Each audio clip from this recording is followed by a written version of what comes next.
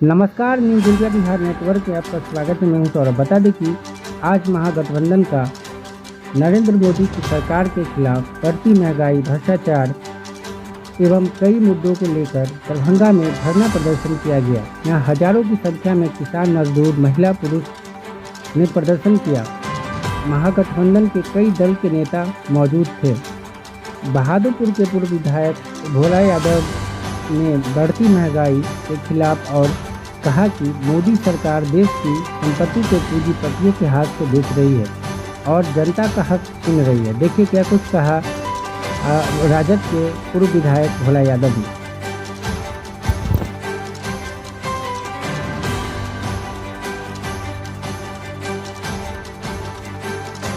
का नारा देते हैं, देश को हिंदू राष्ट्र बनाने की तो परिकल्पना कर रहे हैं। इस देश में सरकार के खिलाफ सड़क पर है। आज पूरे देश में बदलाव की आज जो कर्नाटक से शुरू हुआ है, बताना चाहते हैं जो 3 राज्य में चुनाव होने वाला है और 2024 में जैसा कि आज नीतीश जी और ये तेजस्वी यादव कहा है, जो किसी भी समय देश में चुनाव की घोषणा हो सकती है। आपको ध्यान रखना होगा, आपको समझना होगा, तो ये देश में जो संविधान खत्म करने की बात हो रही है, लोकतंत्र समाप्त हो रही है, देश में जो लगातार किसान मजदूरों के लिए जो कानून बना हुआ है, उस कानून को तोड़ा जा रहा है। इसके खिलाफ हमको और आपको 2023 के लिए अभी से तैयार रहना पड़ेगा, 25 के लिए अभी से तैयार रहना पड़ेगा। और बिहार में एक भी सीट भाजपा गठबंधन को नहीं मिले, एक भी सीट जब भाजपा के पाले में नहीं जाए, इसके लिए हमको और आपको कमर कसना होगा।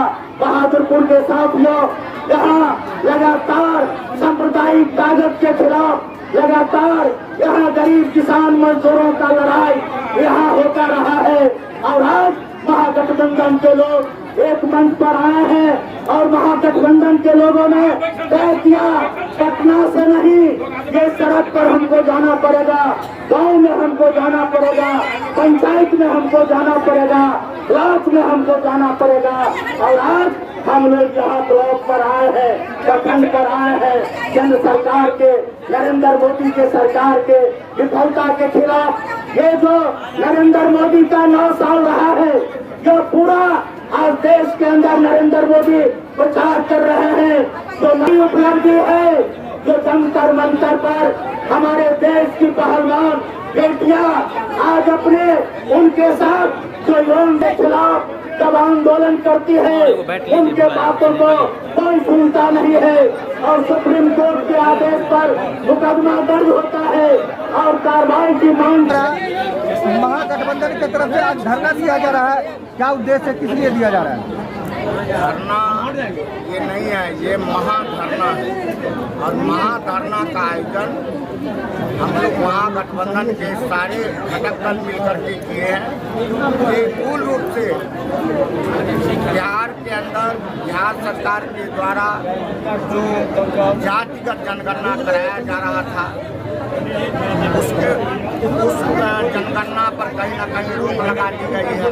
उस रोक के खिलाफ, महंगाई के खिलाफ, बेरोजगारी के खिलाफ लोग आम आवाम को जो खाद्यान्न दिया जा रहा है, वो खाद्यान्न को बंद करने की साजिश की जा रही है। उस साजिश के खिलाफ बिहार को विशेष राज्य का दर्जा दिलाने के लिए इन सारे बातों को ध्यान में रख करके ये महागठबंधन के द्वारा धरना का आयोजन किया गया।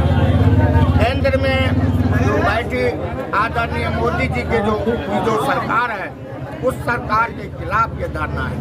ये धरना उनको आगाह करती है कि आप सचेत हो जाओ, नहीं तो आने वाले चुनाव में देश की जनता आपको उखाड़ फेंकेगी। ये धरना ये संकेत करता है जो आप जिस तरह से तानाशाही रूप में चल रहे हो और संवैधानिक संस्थाओं को समाप्त करने की साजिश कर रहे हो, चुनाव समाप्त करने की साजिश कर रहे हो, इस खिलाफ इस धरना के द्वारा आपको आगाह कर रहे हैं, आप सचेत हो जाओ।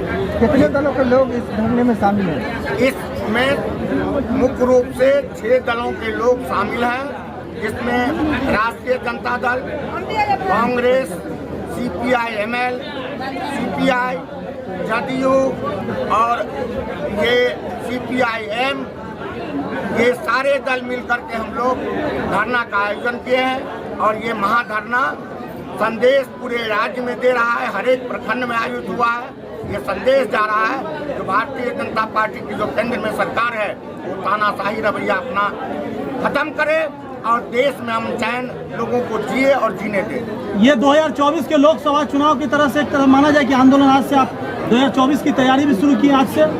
ये तैयारी नहीं है, ये आंदोलन लगातार जारी है और हम लोग उस आंदोलन का एक ये भी रास्ता है, इस रास्ता को आप एक तरफ आंदोलन कर रहे हैं, वहीं पे भी केंद्र सरकार अपने 9 वर्षों के कामों को हर घर में पहुंचा रही है।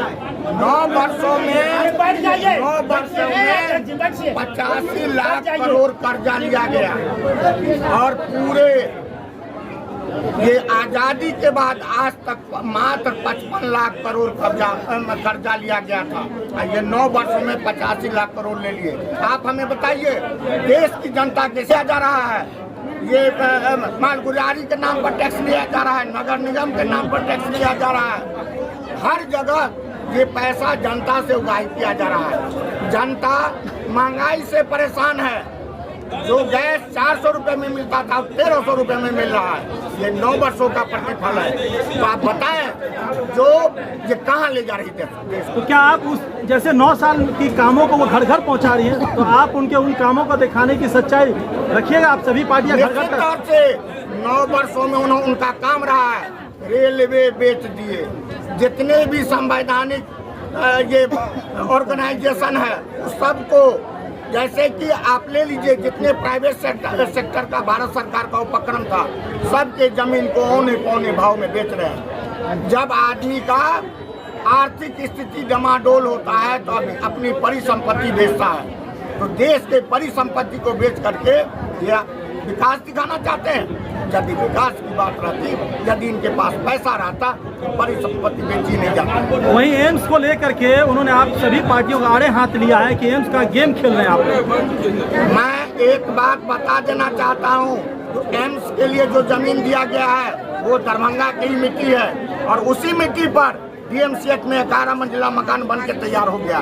जब 11 मंजिला मकान बन के तैयार हो जाएगा तो निश्चित तौर से वहाँ भी एम्स बन जाएगा। लेकिन यदि उनकी मंशा में खोट है तो जगह बदल लें। मैं भारतीय जनता पार्टी के लोगों से जानना चाहता हूँ, तो आप बताएं जो जब DMCH के कैंपस में 11 मंजिला मकान उसी मिट्टी पर बन सकता तो वहाँ क्यों नहीं? दूसरा, क्या यहाँ के सांसद और भारतीय जनता पार्टी का एजेंडा है जो आने वाले दिनों में इस एम्स को दूसरे स्थान में ले जाए? क्या वो चाहते हैं दरभंगा का विकास नहीं हो? और यदि नहीं चाहते हैं मंशा स्पष्ट करें। माननीय मुख्यमंत्री जी ने, माननीय तेजस्वी प्रसाद यादव जी उप मुख्यमंत्री जी ने 2500 bed additional Darbhanga medical college अस्पताल को दिया है और वो दर्शाता है जो 1200 बेड का एम्स बनने वाला था उसका 2 बेड DMCH में स्थापित कर दिया गया, अर्थात 3000 बेड का अस्पताल DMCH हो जाएगा ट्रॉमा सेंटर के साथ। तो मैं आप नहीं भी चाहिएगा तो आदरणीय मुख्यमंत्री जी के नेतृत्व में ये सफलता मिलेगी। और जिस तरह से आप एम्स के लिए यहाँ दरभंगा के जनता को ठगने का काम कर रहे हैं, आज न कल जब चुनाव होगा तो आपको ये सीख मिलेगी।